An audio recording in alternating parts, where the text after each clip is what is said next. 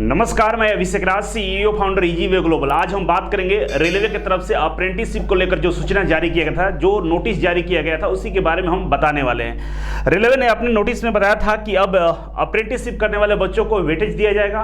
दूसरा, जो अप्रेंटिसशिप करेगा उसको फिजिकल एफिशिएंसी टेस्ट पेट नहीं देना होगा। इस पर लेकर मैंने एक वीडियो बनाया था और वीडियो में बहुत सारे कमेंट आए थे। बहुत सारे कमेंट ऐसे थे जिन पे ऊपर काफ़ी कन्फ्यूजन है। उस कन्फ्यूजन को दूर करने का मैं इस वीडियो में प्रयास करूंगा।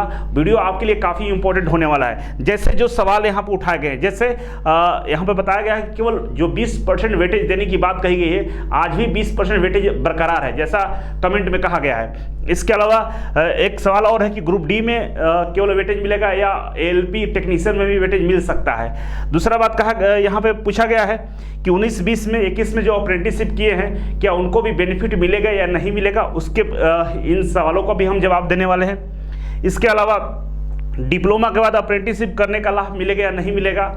इसके अलावा रेलवे अप्रेंटिसशिप में कितना फायदा मिलेगा, इसके बारे में बताइए। और एनसीवीटी का मतलब पूछा जा रहा है कि एनसीवीटी जो नोटिस में लिखा गया उसका मतलब क्या है, अप्रेंटिसशिप वाले नंबर को ऐड करेगा या जो एनसीवीटी का मार्कशीट है उसका नंबर ऐड करेगा। तो ये तमाम सवाल है अप्रेंटिसशिप को लेकर जो नोटिस है उसके रिगार्डिंग।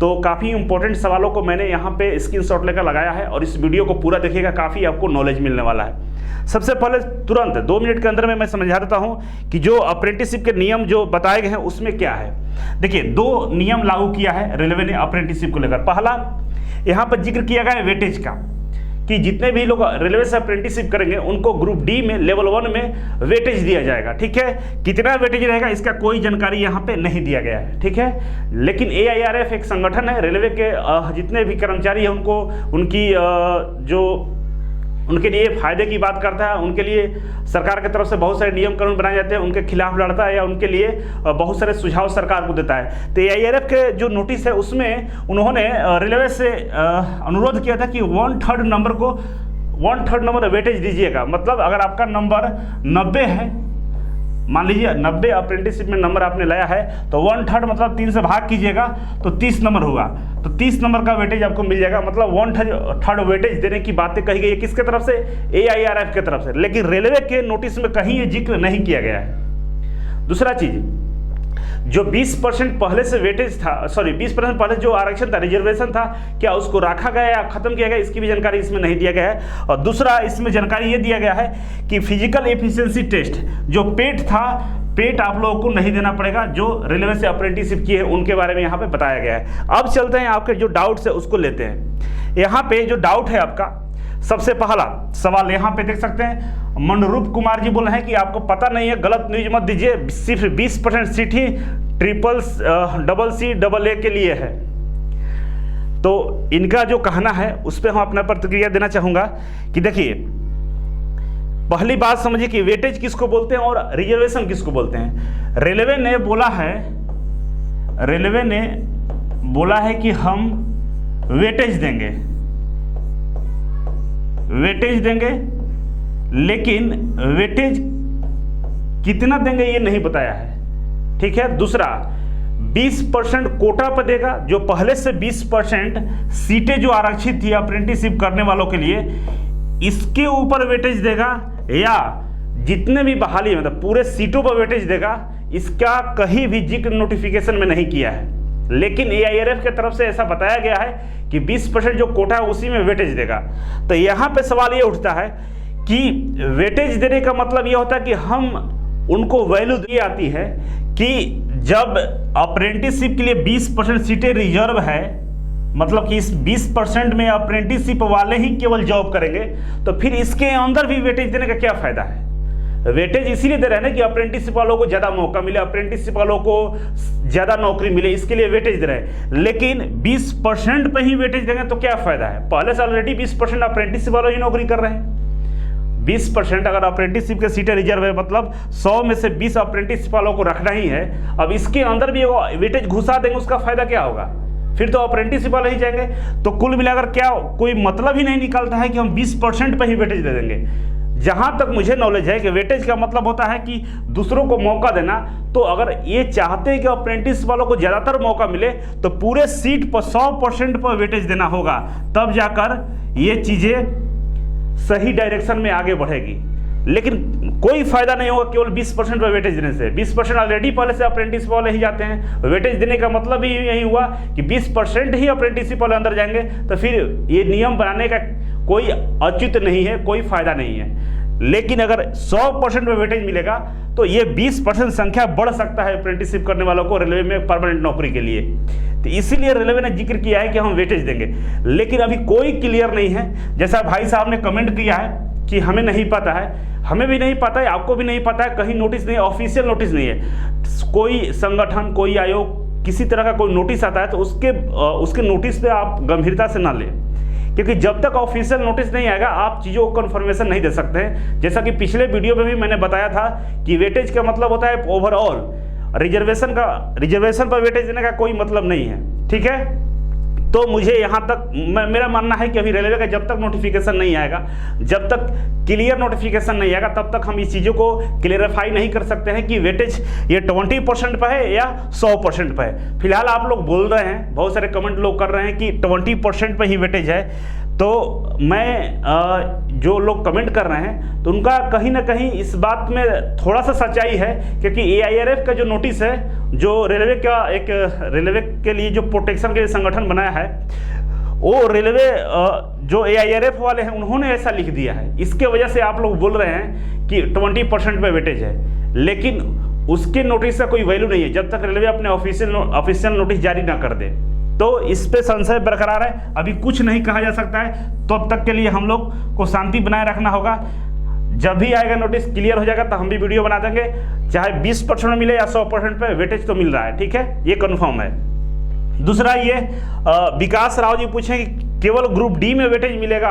बिल्कुल, ये जो वेटेज देने की बात कही जा रही है या पेट में छूट मिलेगा, ये लेवल 1 की बहाली के लिए छूट दिया जा रहा है, वेटेज दिया जा रहा है। तो लेवल 1 ग्रुप डी ही होता है। ये कौन होता है? ग्रुप डी के ही बहाली को लेवल 1 बोलते हैं। क्लियर मेंशन है कि लेवल 1 में आपको ये छूट वेटेज मिलेगा, आपको पेट का फिजिकल एफिशिएंसी का छूट मिलेगा, तो मतलब ग्रुप डी है, ठीक है।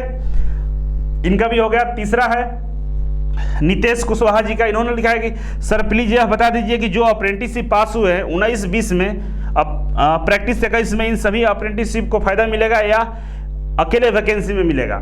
देखिए, इनका जो सवाल है क्लियर नहीं हो पा रहा है, लेकिन मैं कोशिश कर रहा हूं कि सवाल कुछ इस तरह का है इनका कि जो अभी फिलहाल जो बहाली चल रही है उसमें ये अप्रेंटिसशिप का नियम लागू होगा या नए सिरे से जो बहाली आएगी उसमें ये नियम लागू होगा। तो नितेश कुशवाहा जी, जब भी नोटिफिकेशन निकाला जाता है और जो भी बहाली होती है वो नोटिफिकेशन के बेस पे ही होती है। तो अब से पहले जितनी भी बहाली निकाली जा चुकी है, जिसका एग्जाम होने वाला है या चल रहा है, उसमें इसका कोई महत्व नहीं है। इसमें जो लेटेस्ट जो बहाली चल रही है, जो फॉर्म भरा चल चुका है, उसमें इसका फायदा नहीं मिलेगा। लेकिन जो नए सिरे से बहाली आएगी, अब के बाद जो बहाली आने वाली है, उसमें इसका बेनिफिट आपको दिया जाएगा, लेकिन पिछले भर्तियों में इसका बेनिफिट नहीं मिलेगा। नितेश कुशवाहा जी, हमें लगता है कि आप समझ गए होंगे। नेक्स्ट हम चलते हैं स्टडी विथ रोहित कुमार। रोहित कुमार का ये सवाल है कि डिप्लोमा के बाद अप्रेंटिसशिप करने के बाद लाभ मिलेगा इस नियम से? देखिए, रेलवे ने स्पष्ट किया है कि हम अप्रेंटिसशिप करने वालों को, रेलवे से अप्रेंटिसशिप करने वालों को हम बेनिफिट देने वाले हैं। तो और उसमें एक बात और है कि जो NCVT के तहत जो अप्रेंटिसशिप का एग्जाम लिया जाता है, उससे जो क्वालिफाई करेगा उनके नंबर का वेटेज मिलेगा। मतलब ये डिप्लोमा अगर आपने किया है तो डिप्लोमा के लिए NCVT कभी एग्जाम नहीं लेती है, इसीलिए डिप्लोमा वालों के लिए ये बेनिफिट नहीं मिलेगा। केवल और केवल जो ITI किए हैं, ITI के बाद जो रेलवे से अप्रेंटिसशिप करेंगे उनको वेटेज दिया जाएगा। सीधा सवाल है कि जो रेलवे से ITI करने के बाद जो रेलवे से अप्रेंटिसशिप करेगा उसको ये फायदा मिलने वाला है। इसके बाद विजय महतो जी ने पूछा है, सवाल किया है कि सर जी, रेलवे से अप्रेंटिसशिप नहीं किया हो उनको कितना फायदा मिलेगा, इसके बारे में कुछ बताइए। अगर आप रेलवे से अप्रेंटिसशिप आपने नहीं किया है तो आपको इसका कुछ भी बेनिफिट नहीं मिलेगा, आपके लिए ये नोटिस नहीं है। जो रेलवे से अप्रेंटिसशिप करेगा उसी को ये बेनिफिट मिलने वाला है। दूसरी बात, अप्रेंटिसशिप जहां से भी करेंगे उसका फायदा वहीं पे मिलता है। ज़्यादातर केसों में ऐसा ही देखा गया है, लेकिन कोई कोई कंपनियां हैं जो कहीं से भी अप्रेंटिसशिप किए रहते हैं तो वहां आपको मौका मिल जाता है। लेकिन रेलवे हो गया, IOCL हो गए या इसरो हो गया, बहुत सारी कंपनियां हैं जो बोलती है कि मेरे यहाँ से अगर अप्रेंटिसशिप आपने किया है तभी आपको वेटेज देंगे। उसी तरह रेलवे भी बोलता है कि मेरे यहाँ से अप्रेंटिसशिप किए रहेंगे तभी जो भी हमारे यहाँ जो नियम है उसके तहत आपको प्राथमिकता दिया जा सकता है। तो आप समझ गए होंगे कि रेलवे से अप्रेंटिसशिप करने पे ही आपको मौका मिलेगा।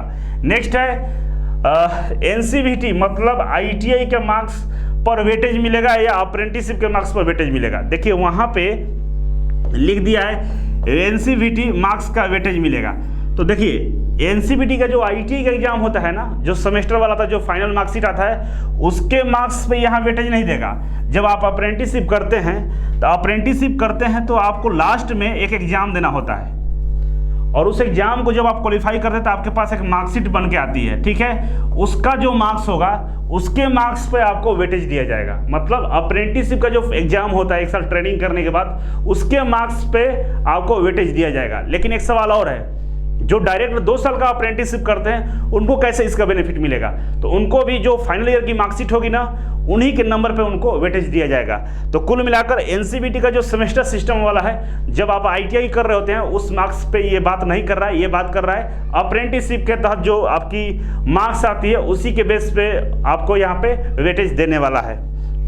तो कुल मिलाकर आप समझ गए होंगे कि ये जो कन्फ्यूजन था मैं कुछ हद तक कम करने का प्रयास किया हूं। बाकी जो 20% वाला मुद्दा है आज भी जैसे के तैसे है, जो आप समझ रहे हैं या मैं जो समझ रहा हूं, दोनों में सच्चाई कितना है ये नोटिफिकेशन आने के बाद ही पता चलेगा।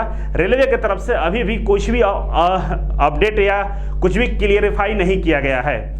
एक सवाल और है कि अगर आप ITI किए हैं और सरकारी नौकरी का तैयारी करना चाहते हैं, गवर्नमेंट जॉब का तैयारी करना चाहते हैं, तो आप हमारे इजी वे कोचिंग को ज्वाइन कर सकते हैं। इजी वे कोचिंग के ऑनलाइन और ऑफलाइन दोनों बैच स्टार्ट हो गए हैं।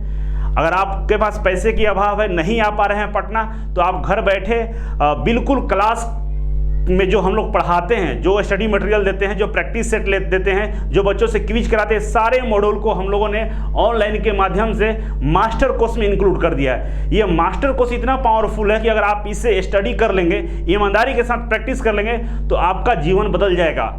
मात्र ये 3 महीने का कोर्स है, लेकिन इसकी वैलिडिटी 6 महीने में दे रहा हूं कि आप 2 से 4 बार पढ़ के स्टडी कर लीजिए, जिससे आपकी तैयारी मजबूत हो जाए और आने वाले दिनों में कोई भी बहाली आती है तो उसमें आपका सिलेक्शन हो जाए। तो मुझे उम्मीद है कि आप इसके डेमो देख सकते हैं, आप इसके मास्टर कोर्स के बारे में जानकारी ले सकते हैं। अगर आपको हमसे कोई मदद चाहिए तो हमारे हेल्पलाइन नंबर से, हमारे काउंसलर से बात करके आप मास्टर कोर्स के बारे में जानकारी ले सकते हैं, इजी वे कोचिंग के बारे में जानकारी ले सकते हैं। और इजी वे कोचिंग का नया बैच 4 अप्रैल से स्टार्ट हो रहा है। आप नए बैच मतलब ऑफलाइन बैच को ज्वाइन कर सकते हैं। तो आज के लिए इतना ही था। Thank you so much. फिर मिलते हैं आपसे एक नई वीडियो और एक नई जानकारी के साथ। तब तक के लिए नमस्कार।